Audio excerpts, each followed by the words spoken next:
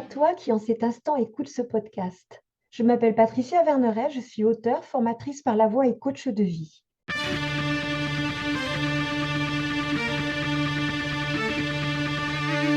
De par les cours que je donne, je suis en lien avec des jeunes gens entre 18 et 25 ans. Il m'a semblé intéressant d'écouter les questions qu'ils se posent et de leur apporter, sans aucune vérité absolue, des angles de vue différents, pour leur donner des clés qui les aideront peut-être à écouter la vie en eux qui saura les guider à cheminer sur leur propre chemin. Elfriede. Du coup, moi j'ai une autre question, c'est par rapport aux articles qu'il y avait sur le blog. Et je me demandais si pour arriver à se poser des questions avec la phrase «Et si je m'aime», il fallait forcément revenir en son centre.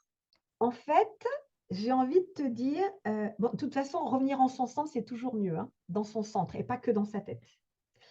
Parce qu'il est fort possible qu'une personne qui ne s'aime pas parce que ses croyances par rapport à elle-même l'amènent à ne pas s'aimer, et quand elle va se poser la question: «Et si je m'aime?», ce sera d'un point de vue purement mental et donc ses croyances vont automatiquement être réactivées et elle dira: je peux pas m'aimer, c'est pas possible».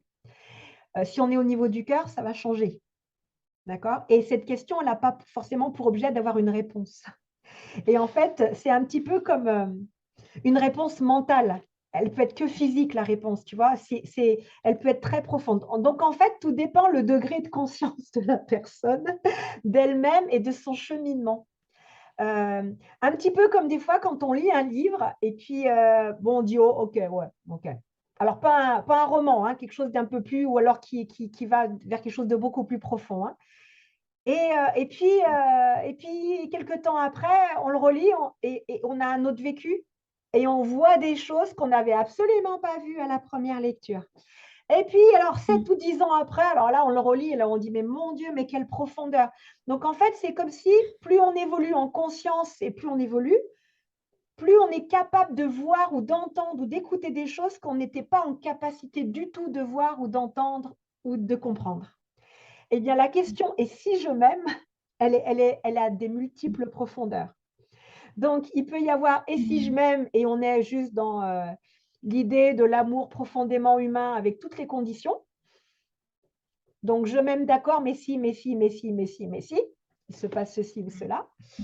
Il y a: «Et si je m'aime?» avec quelqu'un qui a fait la paix, mais on n'en est pas encore là. Enfin, vous voyez, et donc plus on chemine et plus on s'apaise et plus on est bien avec soi, plus le «Et si je m'aime?» prend un autre sens. Je me rappelle quand j'avais 20 ans, comme j'étais très, animée par le fait d'aider les autres, j'étais plutôt sauveuse dans ma posture. On me disait: «Mais si tu ne t'aimes pas, tu peux pas aimer les autres», et moi je disais: «Mais non, je comprends pas, mais bien sûr que si», alors qu'en fait, c'était beaucoup plus facile pour moi d'aimer les autres que de m'aimer moi. Donc Mm. c'est le chemin que je préférais prendre plutôt que de regarder en moi et d'aller régler les choses, et en même temps, c'est un chemin qui m'a aidée petit à petit à faire la paix aussi, hein. Donc il y a pas de mauvais chemin, hein, il y a juste un chemin, voilà. Et aujourd'hui, je comprends beaucoup plus le sens, de ce qu'on me disait à l'époque, parce qu'il a pris une autre dimension. Donc moi, Mm. des fois, j'aime bien poser des questions et me poser des questions et qu'il n'y ait pas de réponse. Par exemple, c'est un truc tout bête, mais qui suis-je? Mais ne pas répondre. C'est-à-dire ne pas laisser mon mental répondre et juste, qu'est-ce que ça vient réveiller dans mes sensations corporelles? Et c'est extrêmement intéressant parce qu'il y a le mental, ce qui lui, il voit dans, «Je suis ceci, je suis cela», et puis il y a notre être et notre corps qui a d'autres, d'autres messages à nous faire passer. Donc des fois, j'aime bien, ouais, vraiment poser des questions et la laisser, planer, ne pas répondre mentalement et En suspens. observer, et voilà, et observer la question, ce qu'elle vient mettre en mouvement chez moi, et là, généralement, je vais beaucoup plus loin, que juste une réflexion mentale. Là, ça bouleverse des choses souvent et ça m'amène à d'autres questions, et en fait, du coup, on n'est même pas obligé d'y répondre, tu vois? L'important, c'est le mouvement qu'elle a mis en route, quoi, la question. Donc je ne sais pas si j'ai répondu à ta question du coup comme ça, Elfriede, mais en tous les Oui, cas, oui, il y a toujours plusieurs niveaux, et en plus, moi, j'aime bien quand j'écris, oui. Mm. heu, mes mots, ils ont toujours plusieurs niveaux, et j'écris vraiment avec tout mon corps, en fait, et mon cœur en même temps. Donc hem, Tout dépend le degré de profondeur de la personne qui le lit. J'ai eu une personne, tu vois, par exemple, un jour qui m'a dit dans les commentaires, qui a dit, c'est incroyable où vos mots me mènent. Et on voit bien qu'on est sur la musicalité, on n'est pas sur le mot en lui-même, on est sur l'écriture, la façon d'écrire qui amène à quelque chose, un état d'être chez l'autre. Et moi qui viens du milieu artistique, ça me parle. Parce que tout est mouvement, tu vois. Donc, l'important, c'est le mouvement qu'il y a derrière le mot.